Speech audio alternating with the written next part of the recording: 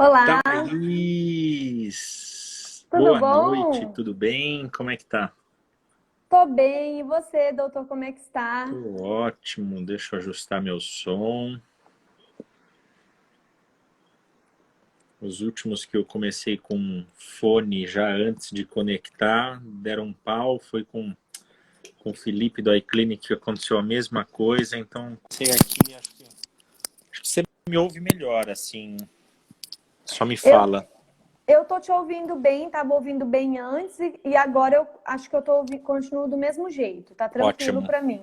Então tá bom, o pessoal vai entrando, Kelsin também da nossa equipe. Muito bom. Thaís, primeiro, obrigado por ter aceitado conversar conosco aí. Acho que muito a se falar. Uma hora vai ser pouco, mas acho que novas oportunidades aí a gente vai acabar voltando a conversar, porque acho que o tema é desafiador, né? Mais do que qualquer coisa, né? Então, obrigado.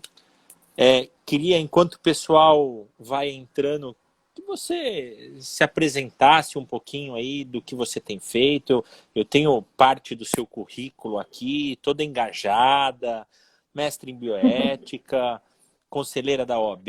Então, queria que você contasse um pouquinho aí do que você tem feito, do que você faz.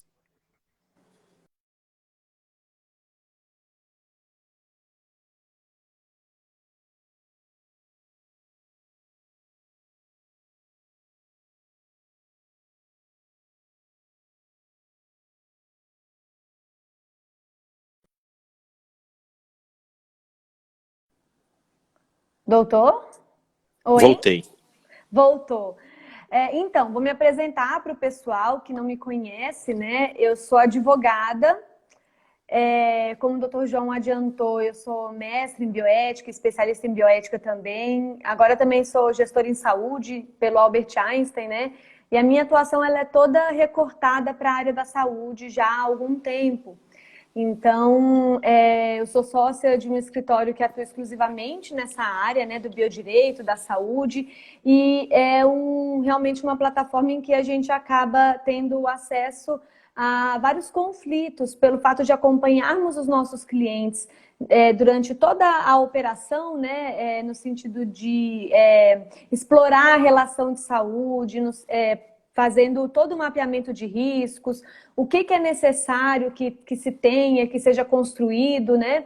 Então, isso realmente me dá uma visão bem diferente da maioria dos advogados. A gente tem uma advocacia muito propositiva, com muita iniciativa do que deve ser feito. Então, eu acredito que é um advogar diferente do que as pessoas estão acostumadas, né? E agora, nesse momento da pandemia, acaba que esses assuntos da área da saúde, da ética em saúde, os limites, né? Eles estão realmente em voga. E aí acaba que a gente está tendo muito trabalho, muita demanda mesmo, principalmente agora com a questão da telemedicina também, né, doutor? Então, que é o nosso tema de hoje, né? Eu imagino que tenha aumentado bastante a demanda aí por conta de toda essa mudança, essa transformação que aconteceu de acordo aí com, por causa do Covid, na verdade, né? Mas legal, legal, assim, a pessoa com muita experiência na área da saúde, então acho que tem muito a acrescentar informação para todos que estão nos acompanhando. E acho que é interessante a gente até comentar dos dois lados, né? Quando a gente começar a falar de riscos jurídicos da telemedicina, para a gente poder enxergar não só a parte médica, mas a parte do paciente também, que acho que a gente consegue ampliar um pouco os horizontes aí, inclusive deve ter pacientes nos acompanhando aqui na live também, tá? Então vamos lá, a primeira coisa que eu gostaria de comentar, na verdade que você comentasse, é a respeito assim da importância de se ter uma assessoria jurídica, tá? Principalmente nesse período é, é, de crise, que muita gente quer diminuir custo. Nós já tivemos uma live aqui a respeito de planejamento financeiro e uma das coisas que as pessoas podem pensar é a respeito dessa assessoria jurídica. Sim, a gente sempre fala que a gente precisa ser Eu amigo tô de um te bom ouvindo. contador, de um bom contador e de um bom advogado.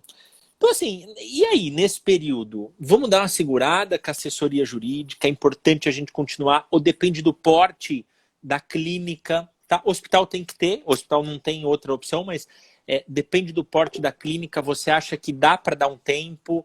O que você pensa para a gente começar aí esse assunto e daqui a pouco entrar na telemedicina?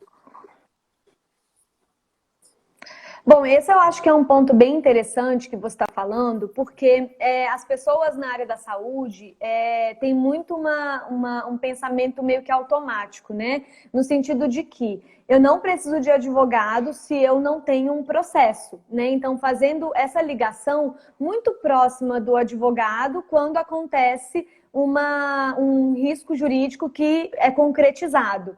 E como eu comentei na minha apresentação, a nossa atuação ela é muito propositiva, ela tem muita iniciativa. Ou seja, a gente realmente tem um comportamento diferente de você ter essa questão de reagir, né? De ter a reação diante de uma situação que acaba sendo judicializada. Então, a importância de você ter uma assessoria jurídica na área da saúde é cada vez maior. Então, veja só, aqui no Brasil, a saúde ela é estabelecida como um direito desde a final da década de 80, só que ao longo da década de 90 se cresceu bastante, aumentou muito a saúde privada, né, a chamada saúde suplementar. Então a saúde ela é tratada também como um direito do consumidor, né, em algumas relações aí, em muitas relações da saúde privada. Então, isso expõe bastante o profissional da saúde à instituição da saúde. Eu, particularmente, vejo o empresário da área da saúde aí colocando clínicas, consultórios e instituições hospitalares e demais empresas, né? Porque não tem só a clínica, tem várias empresas também que trabalham no setor, né? Na gama de relações da saúde. Eu vejo como necessário que ele perceba a assessoria jurídica como um investimento. Né? Então, quando você consegue perceber nesse sentido quanto de segurança jurídica você vai obter num país em que já percebe essa saúde como uma questão de consumo. E, mais ainda, eu falo da questão de consumo por quê? Porque o cliente tem sempre razão, não é verdade? Então, a gente tem aí o fenômeno da judicialização aumentando bastante. Então, tem esses aspectos aí, informam a importância de você ter uma assessoria jurídica especializada nessa área. E mais ainda, na área da saúde, nós não temos muitas leis. Se você for considerar, né, se você for perceber o nosso arcabouço legal voltado para a área da saúde, não existem muitas leis, não existem muitas normas. Você tem muito mais questões fiscalizatórias do que propriamente legais.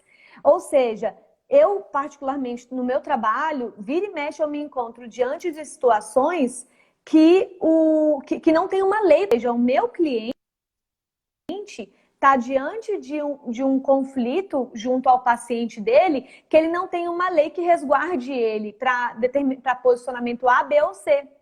E ele vai se apoiar a C. Ele vai se apoiar naquilo que eu vou conseguir entregar para ele, enquanto que vai resguardá-lo, né? O que vai trazer mais segurança jurídica.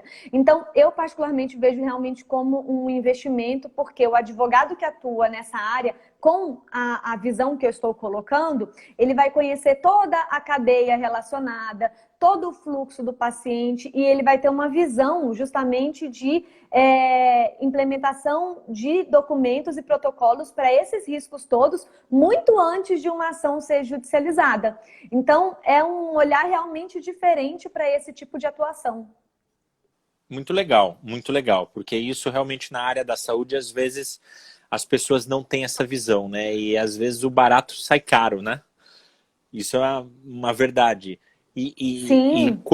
E quando você fala realmente em todos os processos, existem muitos pontos em diferentes processos dentro de uma clínica que você pode atuar preventivamente, né? Não em relação somente, vamos dizer, a relação médico-paciente, mas questão tributária, questão trabalhista, questão fiscal, uma série de outras coisas que vocês podem atuar de uma forma preventiva e evitar realmente e diminuir risco, né? Exatamente isso aí, né? Aspectos empresariais também, né? Então tem realmente uma gama aí de situações e nossos clientes, a gente acaba tendo uma relação muito próxima justamente de acompanhar cada momento do que eles vão implementando, né? Cada nova ação, ações publicitárias. E a gente tem falado antes sobre empreendedorismo em saúde, em marketing digital também voltado para a saúde, e veja como uma ação judicializada pode levar tudo isso para o brejo, né? Porque você tem uma construção de uma imagem, né? E aí, de repente, essa imagem que é trabalhada, a pessoa coloca ali o nome da empresa e aparece no Reclame Aqui, aparece um julgado contra ela, porque os processos são públicos também, né? Legal. Entrando na questão da telemedicina, a gente daria para ficar algumas horas aqui para poder falar sobre esse tema, mas alguns pontos importantes. O que você sinalizaria como ponto crítico que o consultório, a clínica de uma forma geral, que se propõe a fazer telemedicina, teleatendimento, deveria tomar? Olha, eu vejo que... Desculpa te interromper, o pessoal está me ele... falando que a minha imagem está ruim. Você consegue me ver bem aqui, não? Não, a sua imagem para mim também tá ruim, mas o seu áudio tá bom. Tá bom. Então vamos lá. Então, se o pessoal puder comentar aqui, só se a imagem continuar ruim, a partir do momento que começar, eu vou mudar algumas coisas aqui de Wi-Fi e internet, mas vão nos sinalizando, por favor. Vamos lá, Thaís. Desculpa te interromper. Tá. A gente pode até ser como se fosse um podcast, né? Te ouvindo, mas não conseguindo ver tão bem, né? Praticamente então não tem isso, problema, né? Por mim, porque o som tá bom. Ótimo. Não, e aí todo mundo tem que olhar pra mim, tá, gente? Mas olha você só, que vai falar muito mais do que eu, vejo, então... não, sem problemas. Vamos que vamos, isso mesmo, Fernanda tá colocando aqui, né? Vejam só, eu acho que o ponto crucial em relação a essa questão da telemedicina é realmente o mapeamento desse fluxo, como que ele vai funcionar. E aí entra toda essa mistura do que a gente está falando, tanto de gestão como de jurídico, certo? Então, quando você faz esse mapeamento de como esse atendimento ele vai acontecer, você tem a possibilidade de entender o que é necessário para cada momento desse. O que eu estou querendo dizer? Em que momento vai ser disponibilizado o termo de consentimento? Vai ser antes? Vai ser durante a consulta? Vai ter um encontro pretérito para falar só sobre o termo? Então, essas perguntas vão sendo respondidas, né? Por exemplo, ontem eu estava numa reunião com uma cliente que é uma clínica de dermatologia e ela comentou comigo que ela tem questionários específicos para procedimentos específicos em que ela ali vai disponibilizando algumas informações, porque a pessoa vai para fazer um procedimento e ela já coloca informações sobre outros procedimentos justamente para fidelizar esse paciente, tá?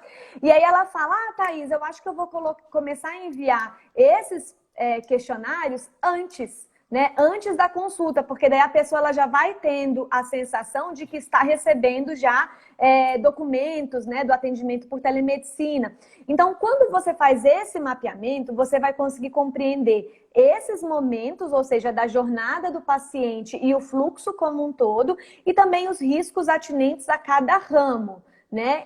Então, eu vejo esse que seria o pontapé inicial como um ponto crucial também. Claro que levando em consideração tudo que as normas estão hoje estabelecendo. Então, isso aí é, sem dúvida, o mais importante também, né? Então, é uma junção, como eu falei, de questões de gestão e de jurídico nesse ponto aí.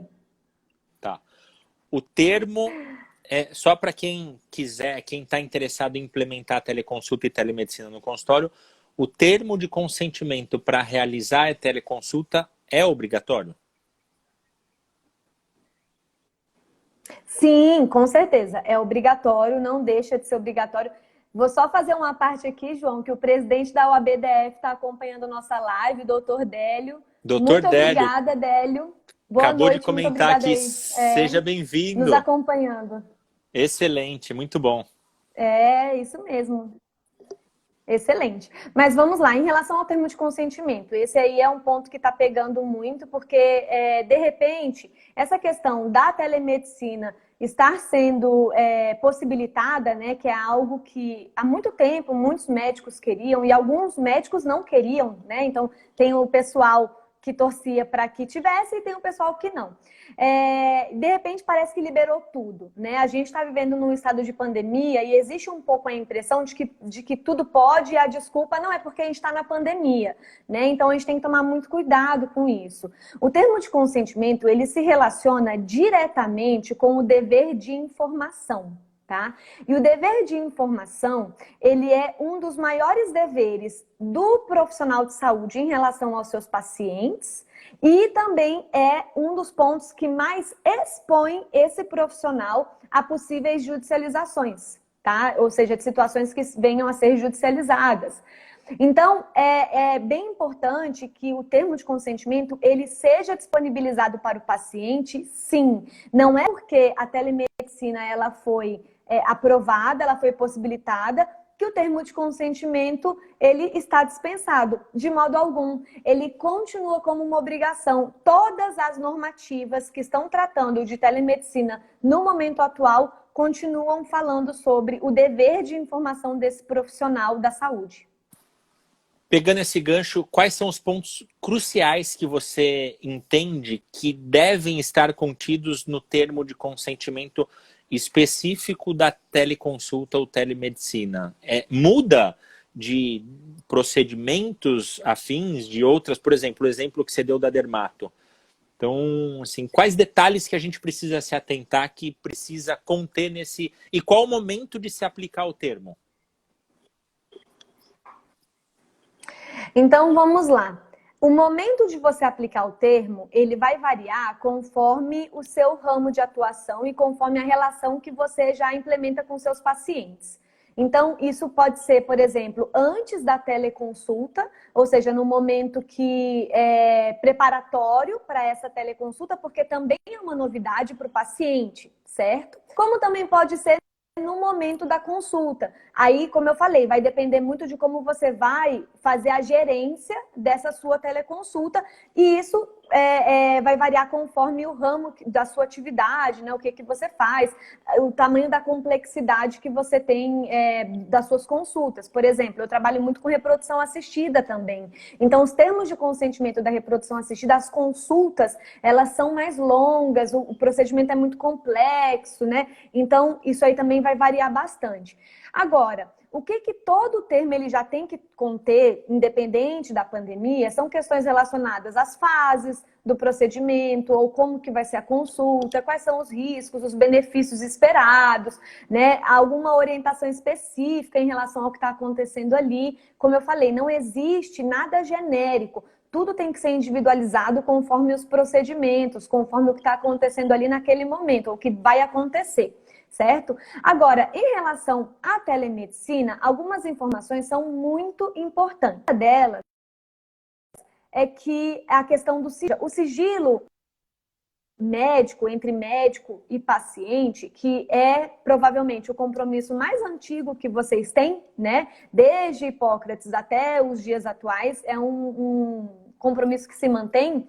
Ele também persiste na telemedicina. Então, quando você vai operacionalizar a sua teleconsulta, é interessante também que exista, ou seja, dando para o paciente a segurança de que ele vai ter, sim, o sigilo médico, né? Ou seja, não é porque ele está sendo atendido por uma plataforma virtual que o médico está fazendo isso na sala dele e está passando a esposa, enfim, o filho. Ou seja, esses cuidados têm que ser tomados e também formalizados no termo de consentimento.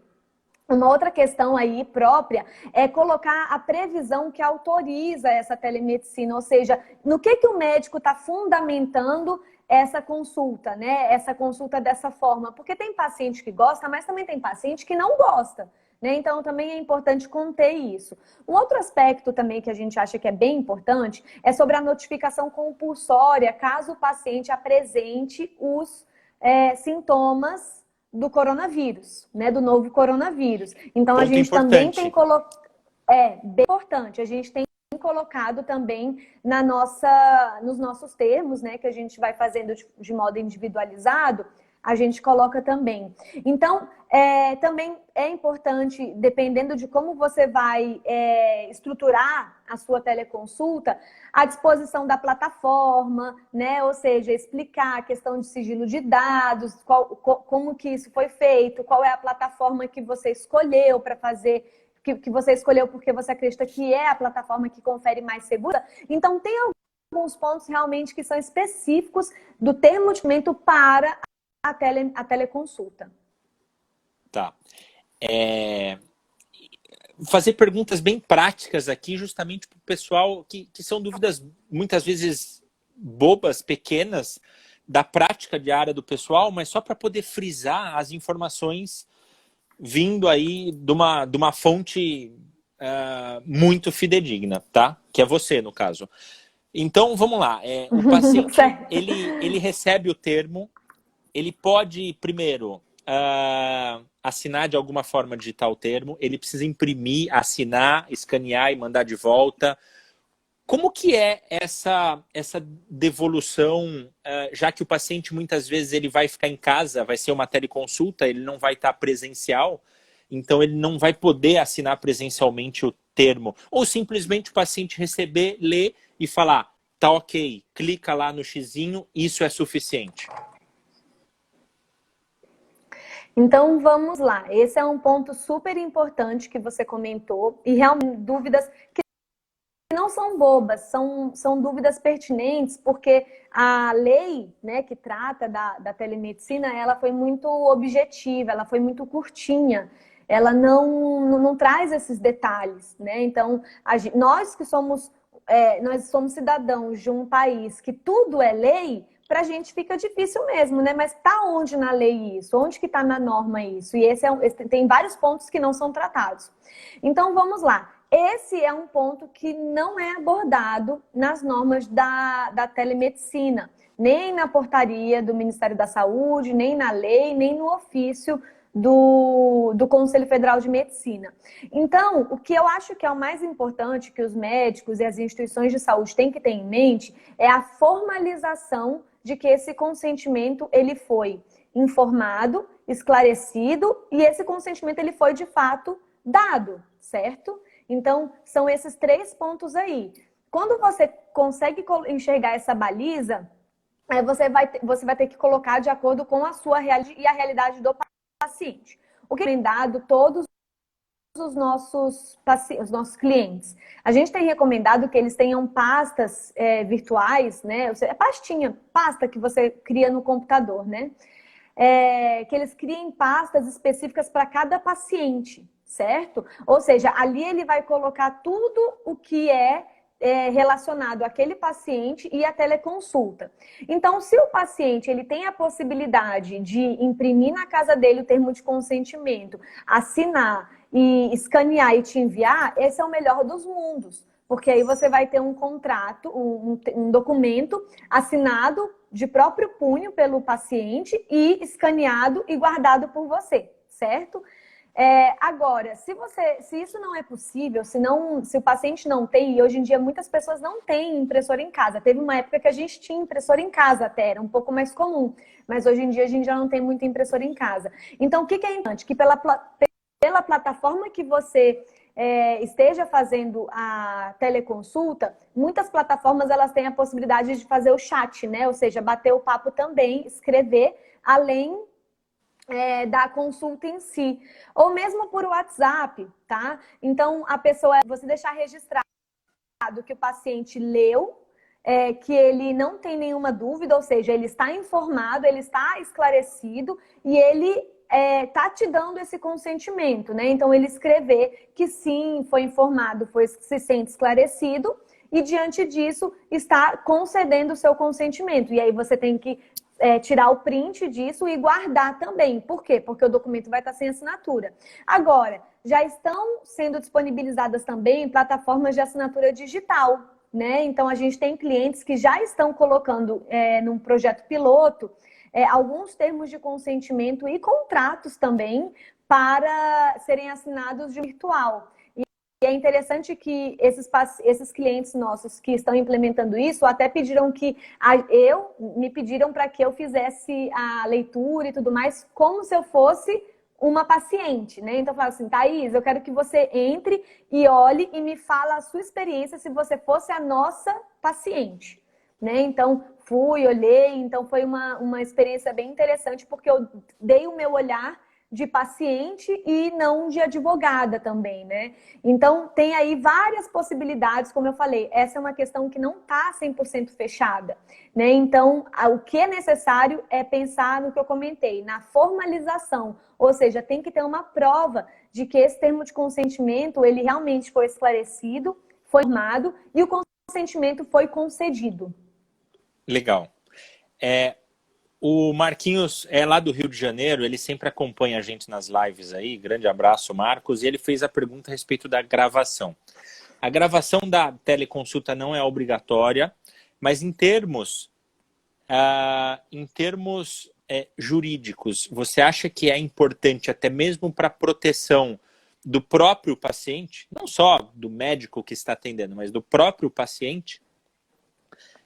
Gravar essas teleconsultas? Eu acho que esses assuntos que a gente trabalha aqui, e principalmente o que eu trabalho mesmo no meu escritório, né? As pessoas elas fazem muito uma associação assim, você trabalha para defender o médico que errou, e na verdade não, né? O meu trabalho ele é muito focado no paciente, só que de quem está prestando cuidado para o paciente, ou seja, o meu cliente final é também o paciente, né? Tudo que a gente implementa, esses cuidados, esses mecanismos, é para entregar para o paciente o melhor tratamento possível, da melhor forma possível e da forma mais segura possível também, né? Então, essa questão dela, assim como o termo de consentimento em si, ela é super importante tanto para o profissional que está exercendo a consulta, como para o paciente também. Então, ela não é obrigatória, de fato, não existe nenhum dispositivo de nenhuma das normas que trata sobre telemedicina aborda essa questão da gravação. Só que a gravação, ela tem sido um ponto que muitos médicos estão com dúvidas, né, de como agir, de como fazer, porque os próprios dispositivos, eles já dão essa opção de você gravar, né? Então, eu acho que tem aí 2 pontos que vale a pena serem ressaltados. O primeiro deles é você informar esse paciente que essa consulta vai ser gravada, certo? Então, o paciente ele tem que ter essa informação. Lembrando, a informação é um direito do paciente, é um dever do profissional de saúde e é aquele dever um dos que mais expõe o profissional de saúde. Então, o paciente ele deve ser informado que essa gravação ela vai acontecer. O segundo ponto, e também ele tem que autorizar, porque não adianta você informar e o paciente falar, eu me sinto exposto, não quero, né? Então, ele também tem que autorizar isso. E o segundo ponto aí, que não é uma preocupação para agora, mas uma preocupação futura, é sobre a Lei Geral de Proteção de Dados, tá? Ou seja, onde você vai armazenar essa gravação, quem vai ter acesso a essa gravação e como essa gravação ela vai ser protegida. Também são pontos para serem considerados aí. Por quê? O Brasil editou a Lei Geral de Proteção de Dados, já tem um tempo, ela ia entrar em vigor agora no segundo semestre de 2020. Ia ser minha próxima pergunta. E ela foi jogada para... Então já. Mas vai lá, já né? Tá. Nossa, tá. E ela foi ótimo. Jogada. E ela foi então jogada para começar a valer em maio do ano que vem, de 2021, justamente por conta dessa pandemia. A Lei Geral de Proteção de Dados, ela é uma lei que ela não é específica da saúde, ela é uma lei geral, ou seja, ela se aplica a todo e qualquer setor e também, inclusive, ao setor da saúde.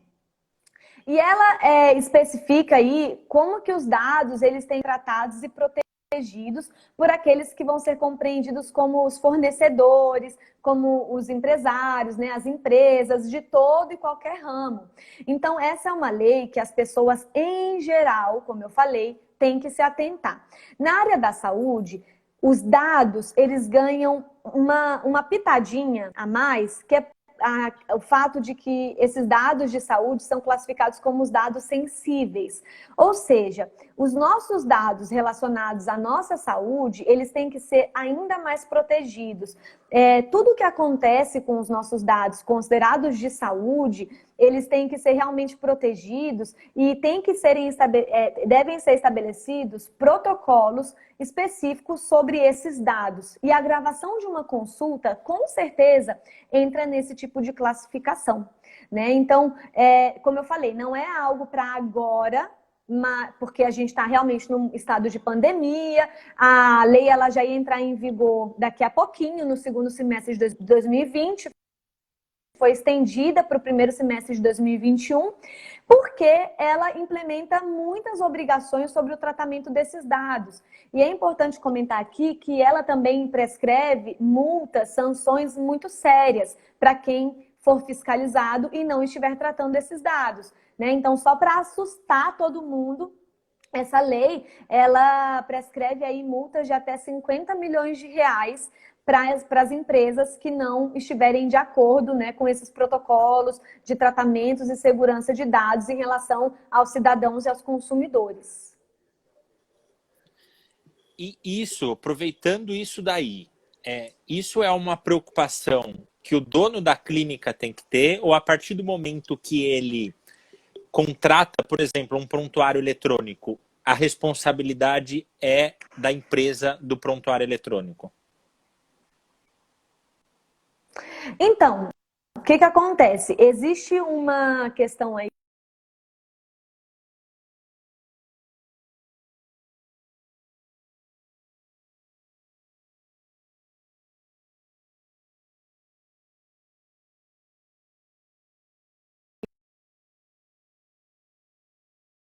o paciente, a análise tem que ser feita a partir do olhar do paciente, certo, gente? Então, para o paciente, ele não sabe que essa empresa que faz a gestão de dados não é da clínica.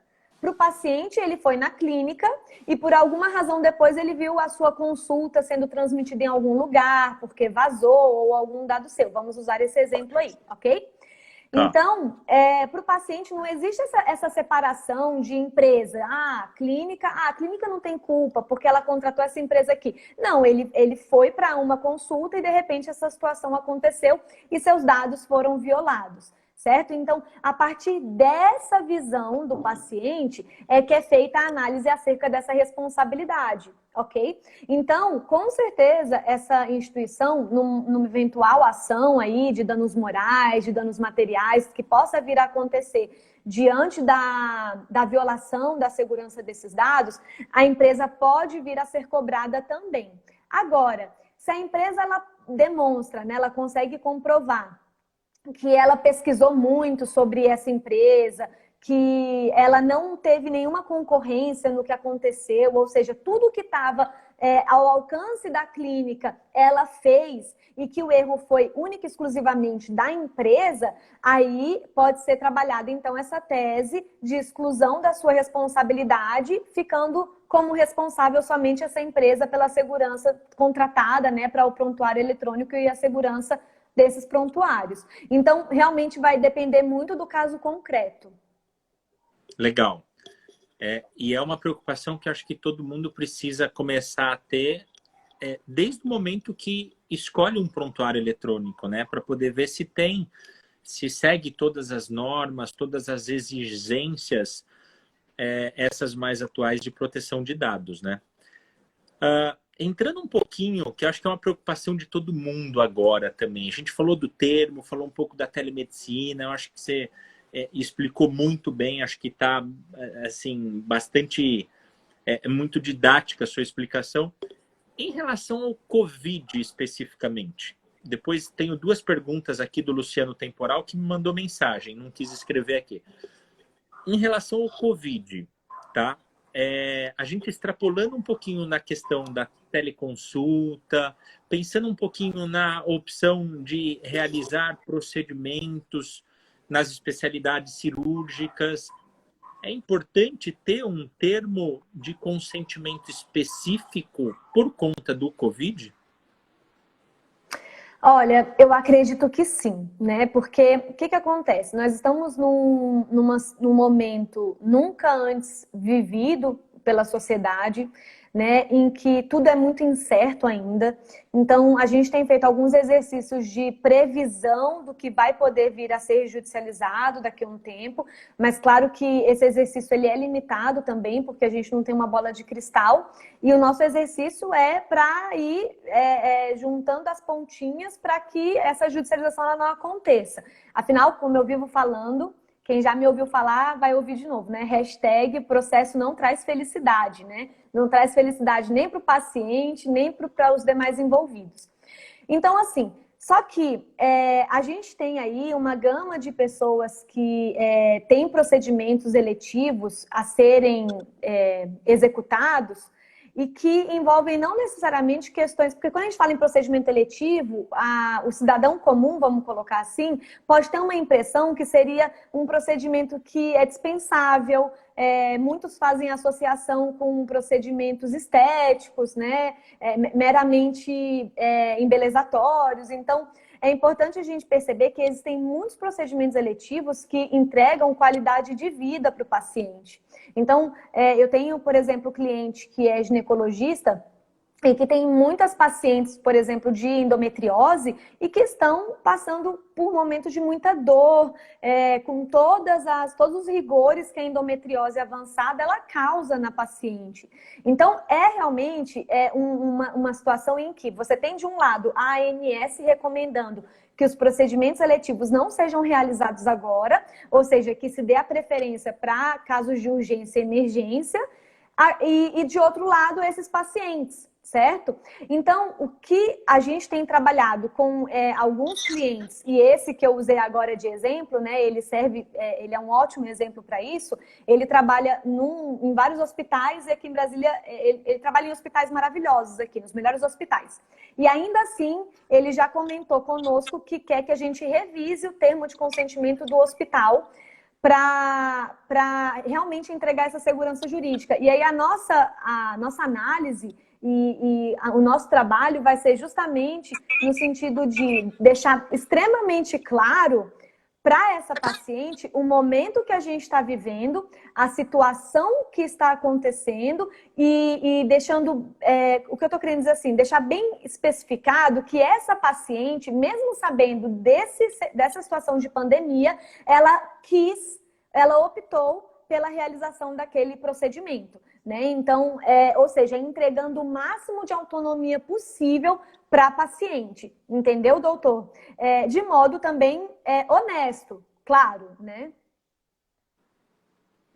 Ótimo. A Vivi até perguntou aqui em cima como seria esse termo, mas acho que você acabou de comentar, né? De uma forma clara, explicar o risco. Falando um pouquinho da parte médica, né? Que quando a gente fala procedimento eletivo, realmente dá uma falsa impressão de que são procedimentos dispensáveis. E quando se envolve, pelo menos a minha especialidade, que é a ortopedia, cirurgia de coluna, ela está diretamente relacionada à dor. E a dor é um negócio que é muito subjetivo, que a gente pode interpretar como algo eletivo, pode interpretar como uma urgência relativa, uma urgência absoluta e uma emergência. Então, essas situações precisam ser muito bem debatidas, médico e paciente, porque essa decisão acho que tem que ser meio que conjunta, né? Obviamente, o médico vai dar a opção realmente da melhor opção, porque muitas vezes um paciente que demora para fazer uma intervenção, dar um exemplo prático da minha especialidade, uma cirurgia de coluna, por uma compressão neurológica muito grande, o nervo está em risco de evoluir para alguma sequela. Entendeu? Então, isso eu acho que é algo importante realmente para a gente poder frisar aqui e a gente só não pensar na questão, se é eletivo realmente, vamos esperar que está tudo bem. Porque o problema pode piorar depois. Exato. Não é isso mais ou menos esse pensamento Com que certeza. a gente tem que... Isso é legal. Exatamente isso. E assim, ao profissional... ao profissional, eu vejo que é um momento em que cabe a ele ter essa relação muito próxima do paciente, construir essa solução, né? Qual vai ser a solução, pesando os riscos e benefícios do procedimento ser realizado agora ou daqui a um tempo também. E deixar também pesquisar o hospital em que esse procedimento cirúrgico ele vai acontecer, para poder também entregar para o paciente o lugar que ele acredita que tem um protocolo mais seguro, e também fazer uma filtragem junto com os seus pacientes. Então, usando de exemplo esse nosso cliente que é um grande cirurgião de endometriose aqui em Brasília, né? Ele fez realmente uma peneira junto com as pacientes, não de forma coletiva, né? De forma individualizada com cada uma, claro, analisando caso a caso, e aí ele chegou num número final de quantas pacientes ele iria nesse momento até agora, certo? Então, ele, depois de estudar o caso a caso com cada uma delas, ele chegou num número de 7 pacientes que ele vai operar no momento por conta do estado de saúde dessas pacientes. E aí as outras que já estavam agendadas e com a expectativa de fazerem a operação, ele decidiu de forma conjunta que elas poderiam esperar um pouquinho mais, porque não estão numa situação que elas estão numa situação que dá para você esperar. E o que eu acho que é muito legal desse mecanismo, que acaba que de forma forçada está acontecendo, é justamente essa decisão compartilhada, ou seja, a entrega da autonomia e de mecanismos para trabalhar essa autonomia com o paciente também. Então, eu acho que isso é uma coisa muito legal que está acontecendo agora por esse aspecto, né? Tem alguns hospitais que aí nós vamos estar falando uma visão talvez um pouco enviesada da situação dos hospitais privados de alto padrão em São Paulo. Então, assim, tem alguns hospitais que todos os hospitais Sim. criaram fluxos distintos. Então, todos os hospitais, independente se é SUS, se é privado, se é pequeno porte ou grande porte, existe um fluxo COVID, um fluxo pacientes normais, porque as pessoas continuam ficando doentes. Mas o que a gente observa é que tem alguns hospitais que talvez pequem até por excesso nessa questão aí de cuidados e estão exigindo é uma palavra muito forte, mas sugerindo a realização do teste não somente para o paciente, mas para a equipe médica toda. Você chegou a ouvir alguma coisa disso ou não? Eu ouvi algumas questões relacionadas a isso, porque esse é um momento que está tudo meio que em ebulição, né? Então, a gente tem aí... A gente acompanha uma instituição hospitalar aqui em Brasília, no sentido de dar uma consultoria, né? E eles passaram por alguns momentos já, né, nessa pandemia. E primeiro passaram por 3 mudanças de protocolo, uma seguida da outra, até conseguir harmonizar um protocolo específico para atendimento de Covid e atendimento não Covid, né? E aí, no meio disso, estudando esses protocolos para esse tipo de consultoria também, tem esse aspecto dos testes para as equipes, né?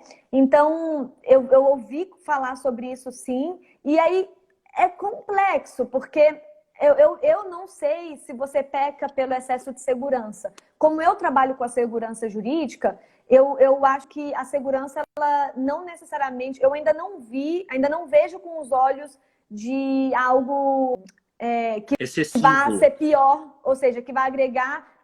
Isso. Eu acho que ainda que seja algo que cause um estranhamento, ainda assim você vai ter mais aspectos bons do que ruins, entendeu?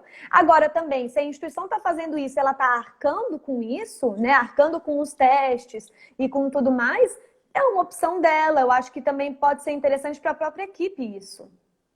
Legal. O Rangel é médico da nossa equipe. Ele é ortopedista também, cirurgião de coluna. Ele está perguntando aqui, não sei se existe jurisprudência para isso já, mas a questão de uma possível ação de um paciente que pegou Covid em procedimento eletivo, eletivo, vamos colocar entre aspas.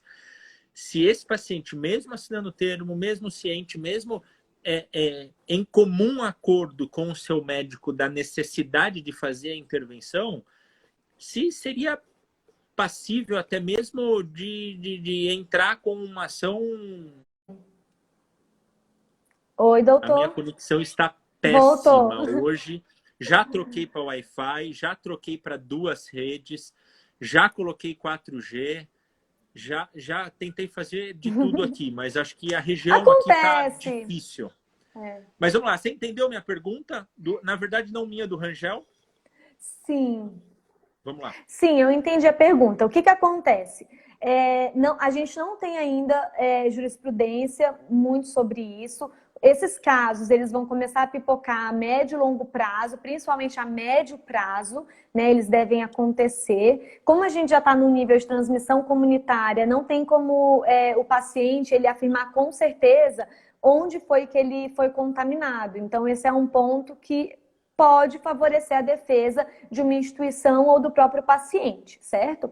A possibilidade de você ser processado, ela sempre existe. Então, assim, eu acho que esse é um ponto que a gente tem que colocar aqui, porque muitos clientes, né, comentam, me perguntam sobre isso. Ah, Thaís, então eu fazendo tudo isso, eu não vou ser processado? Eu falo, não tem como eu te garantir isso, porque você pode falar uma coisa da melhor intenção possível, o paciente entender a situação, o comunicado de um outro jeito e entender que você feriu a moral dele, sair dali e abrir um processo. Né? A gente já acompanhou o caso de médico que foi processado porque não respondeu o WhatsApp no sábado à noite. Né? Então, vejam, inclusive, como que esse caso é um caso que até serviria de estudo de caso diante agora da telemedicina. Né? Então, então, você pode ser processado por qualquer situação. Né? A verdade é essa. Agora, se essa ação ela vai prosperar ou não, já são outros 500. Certo? Então, assim, essa questão da Covid mesmo, a gente vai ter que ver o caso concreto. Como que foi o cuidado desse paciente ao longo da realização, antes do procedimento, ao longo da realização e no pós-procedimento também. Qual foi o tipo de informação e orientação que ele teve acesso? Como que o médico deu esse atendimento, seja por telemedicina depois do procedimento também, ou seja, a pessoa não ficou desamparada em nenhum momento. E aí vai que ainda assim ela foi contaminada pelo novo coronavírus. Né? Então aí vai depender muito mesmo do caso concreto em discussão para a gente ver quais seriam os argumentos para um lado e para o outro, certo? Muita coisa envolvida que poderia interferir nessa decisão, vamos dizer assim, né? Com certeza, com certeza. O Luciano mandou 2 perguntas aqui. Deixa eu só ver se tem mais alguma pergunta aqui. Tem uma pergunta, não é pergunta do Matheus, na verdade, é um comentário que eu tô mais careca. Na verdade, não é que eu tô mais careca, é que meu filho de 3 anos cortou meu cabelo, então ele tá mais curtinho mesmo, mas tá tudo bem. Vamos lá. Matheus é meu irmão, então ele tá me sacaneando por causa disso. Ah, tá. A teleconsulta. Deixa eu ver se eu entendi a pergunta. A teleconsulta, a consulta presencial prévia, é necessária e obrigatória a teleconsulta? Isso é uma das coisas, inclusive, que o CRM de lá de Recife queria recomendar. Uma primeira consulta presencial e depois uma teleconsulta. Isso é obrigatório? Nas especialidades cirúrgicas isso muda? E aí depois vem uma segunda pergunta. Vamos lá. Tá, essa pergunta é ótima, tá? O que que acontece? Em 2018 foi editada a resolução 2227 do Conselho Federal de Medicina, que é aquela que foi anunciada no Fantástico, que causou um super burburinho sobre telemedicina. Foi aquela resolução extensa, com muitos detalhes sobre telemedicina. Quem quiser, depois pode até me mandar uma mensagem no Instagram. O meu escritório, a gente fez um e-book sobre essa resolução. Mas essa resolução, ela está revogada. Já estou avisando aqui, tá? Ela foi revogada antes dela entrar em vigor. E essa resolução, ela exigia isso, certo? Então, por isso que algumas pessoas podem estar com essa confusão aí. Então, essa resolução que já foi revogada, ela tratava da telemedicina e ela falava que para a teleconsulta acontecer, seria necessário que a relação médico-paciente primeiro existisse presencialmente para depois ir para o plano da teleconsulta, certo?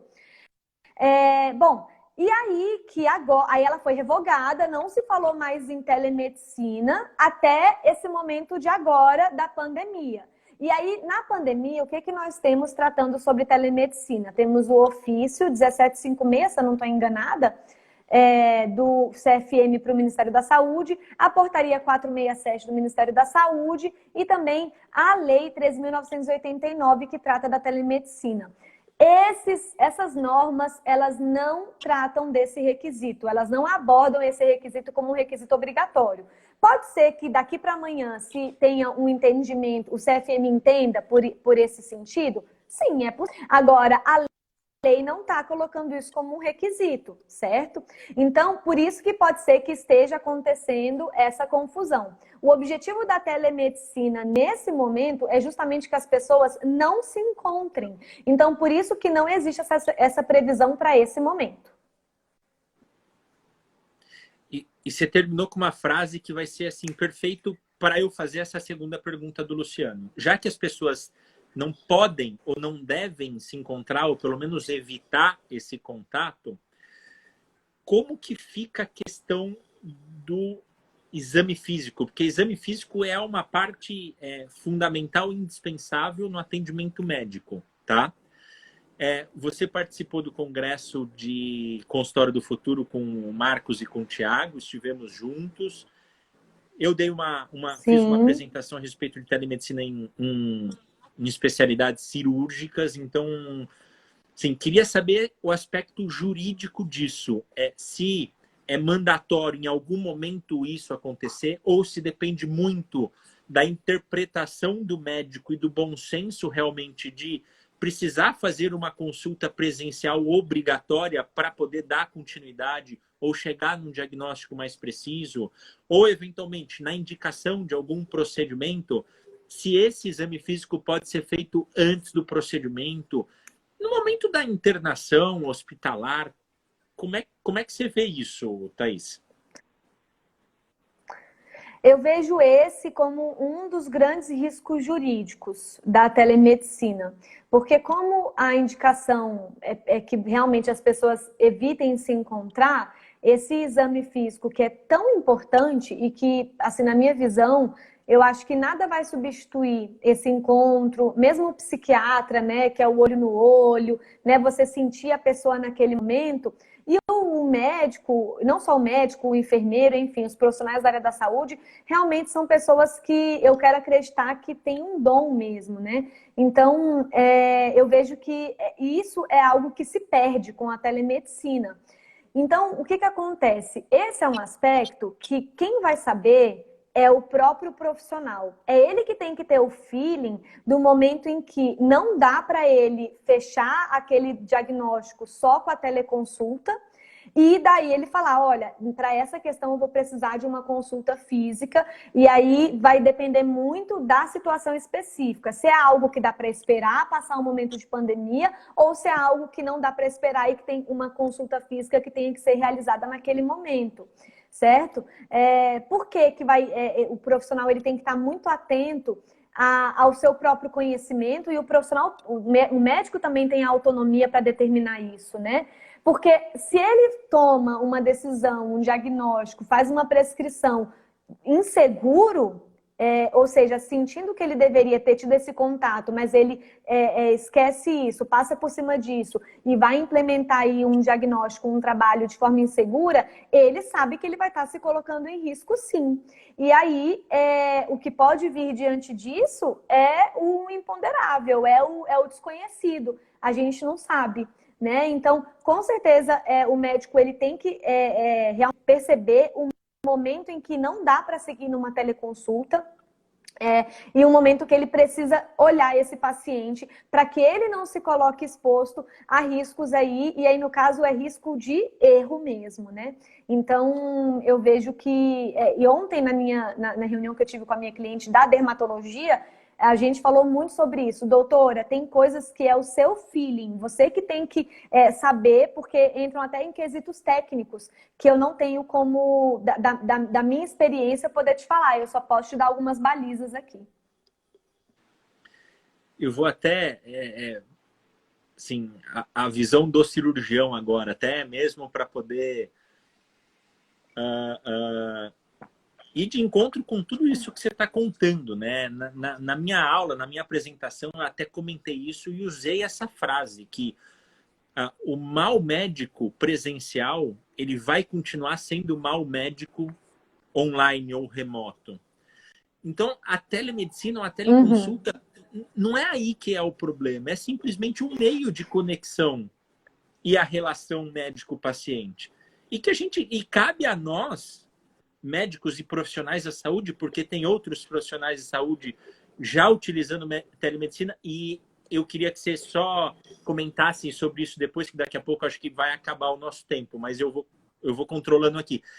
E que cabe a nós utilizar da forma correta, seja tendo bom senso na indicação de um procedimento, de um exame, prescrição de alguma medicação, ou seja na interpretação de que aquele paciente tem problema e precisa ir para um pronto-socorro fazer uma avaliação de urgência, ou que ele precisa de uma avaliação presencial. Então, acho que essa é a mensagem que acho que cabe ficar para quem está nos assistindo ou quem vai nos assistir nas próximas 24 horas, né? A questão do bom senso médico e utilizar o meio de uma forma correta, é isso?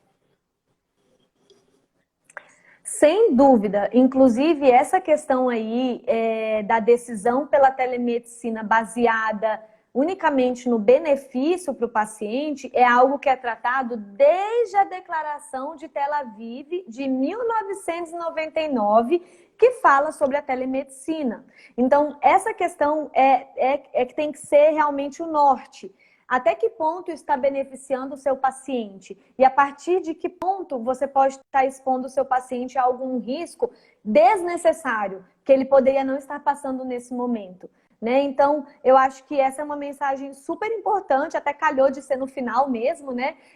De passar para os médicos que estão assistindo, porque eu acho que ninguém quer ver o seu paciente, porque veja bem, pelo lado do paciente, ele vai estar do outro lado sem o seu médico presencial. Então, o paciente ele tem que estar seguro do que tem que ser feito, de como ele deve agir também. Então, essa segurança ela tem que ser passada para o paciente e o médico também tem que se sentir seguro para isso. Se ele se sente inseguro, ele sabe que ele vai estar se expondo. E um risco que eu acho que é pior do que o risco em relação ao próprio paciente, porque eu acho que nenhum médico estuda, trabalha para causar um malefício, e só o benefício, né? Exatamente. Muito legal, muito bom. Em relação às outras profissionais da área da saúde, o que existe de regulamentação? Pessoal da físio, eu sei que tem utilizado alguma coisa. Psicologia já utilizava antes da pandemia. Vocês têm acompanhado outros profissionais? Só para a gente finalizar, que acho que a gente tem 1 minuto e meio só. Sim. Então, a gente trabalha também com clínicas multi-especialidades, né? Então, tem o pessoal da nutrição que também está atendendo, da psicologia, fono também, físio. Então, agora é um novo mundo que está existindo aí para várias especialidades da saúde. Legal. Thaís, mais uma vez, obrigado. Muito obrigado pelo seu tempo, por essas informações que você passou para a gente. Hoje coincidiu de estar ocorrendo simultaneamente alguns eventos de ortopedistas, de neurocirurgiões, então provavelmente é a nossa